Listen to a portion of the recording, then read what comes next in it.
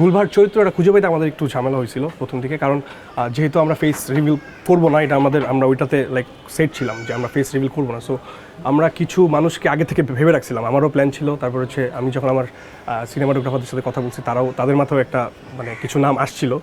So আমরা তাদের কাছে রিচও করছিলাম, কিন্তু যখন তারা জানতে পারছে যে ফেস রিভিল হবে না, তো স্বাভাবিকভাবে তারা কাজটা করে নাই। সো তারপরে হচ্ছে হঠাৎ করে আমরা শুটিংয়ের আগের দিন রাতের বেলা আমি আমার সিনেমাটোগ্রাফারদের সাথে একটা জায়গায় বসে গল্প করতেছিলাম, কথা বলছিলাম যে কী করা যায়, মানে ভুলভাট তো পাচ্ছি না খুঁজে। সো তারপরে হঠাৎ করে আমরা মানে আমাদের একটা বন্ধু, কাছের এক বন্ধু, ওর সাথে আমার কথা হলো। আমাদের কথা হওয়ার পরে হচ্ছে ও একজনের নাম্বার দিল আমাদেরকে। সো নাম্বার দেওয়ার পরে আমরা তার সাথে যোগাযোগ করলাম, অ্যান্ড সে আসলে আমাদের যে প্ল্যানটা শুনে সে খুবই মানে তার ভালো লাগলো, এবং সে মানে আমাদেরকে অনেক হেল্প করছে ও আইসা।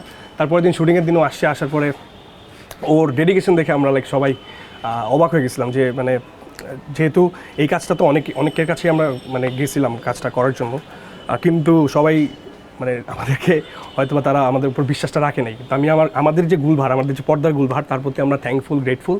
কারণ তার এই ডেডিকেশনটার জন্যই আসলে গানটা আমার মনে হয় মানুষ অনেক পছন্দ করেছেন।